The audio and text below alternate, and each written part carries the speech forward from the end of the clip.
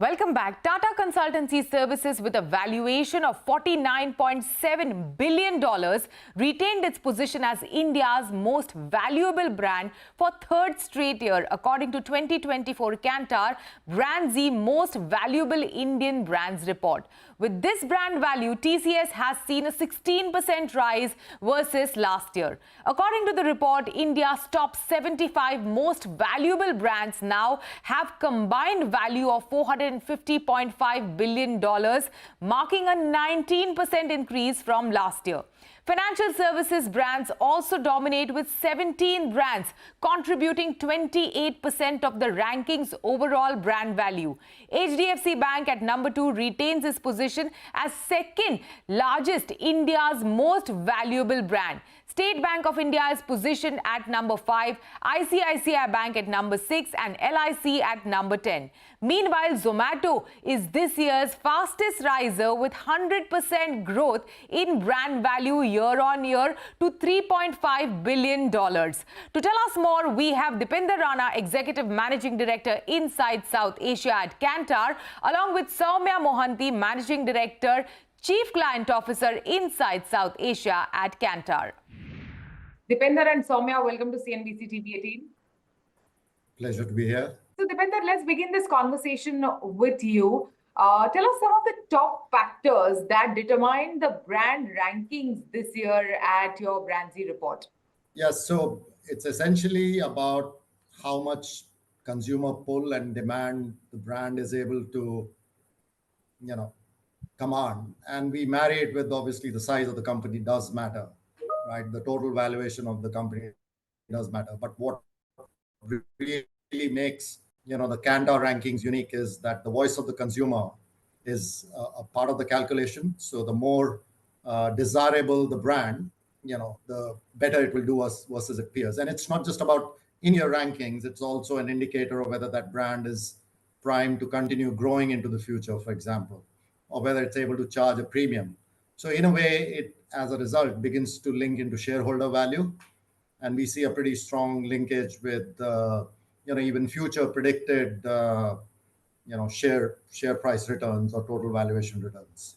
Mm-hmm. Yeah. Also, business technology platforms and financial services brands continue to dominate the list even this year, Soumya.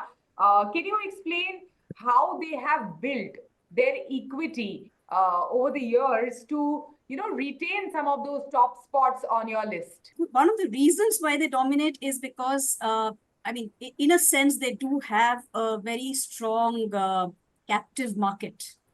Both those sectors tend to have a strong captive market. Financial services within India and business services outside India. What they have done better is they have innovated, they have adopted technology, they have made strides in being consumer-centric. I think there is still some distance to go, because we do find that the equity of especially the business service brands is a bit variable. So there is a bit of vulnerability in case the macro factors are not as positive as they have been this year. So there is still work to be done for these brands to build their equity, since your question was around equity. But they do get a lot of advantage of the overall macro environment. And yeah, they have done different things to, especially the financial service brands have done a lot of things to generate consumer pull. Both digitization, made their user interfaces much better, just made the entire banking a much more easier experience. Yeah. But banks and of course, they benefit from the share size as well. Yeah. Benefit from the share size as well. That's a good thought, because if you look at banking, at least, their interaction with the consumer, the end consumer, is on a day-to-day basis. It's more direct. They are more consumer-focused, more consumer-centric. But TCS, which is your number one top brand on the list, is a B2B provider. So how does TCS top this list, Deepender?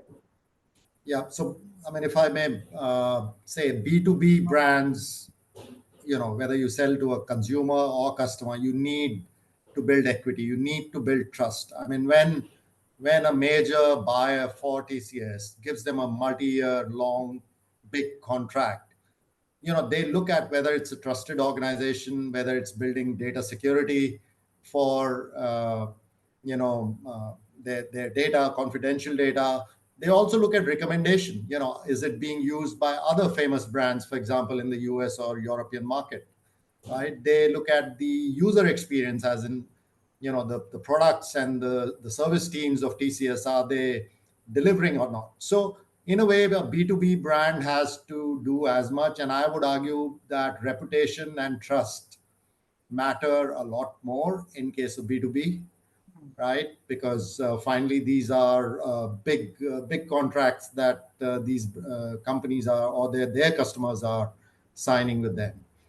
The other thing they look at is it future focused and innovative? So obviously, AI is on everybody's minds, and then the questions that obviously the clients of TCS or Infosys are asking them is, are you guys future focused? Will you help us navigate through the AI world? And are you changing your own products and practices, incorporating AI in that? So I think these companies have done a pretty good job. I mean, one could say that AI is a threat to the Indian outsourcing sector, but it can also be, with the right steps, it can also become an asset. And I think these companies so far have done a good job of positioning AI in a positive manner, and that is actually helping them.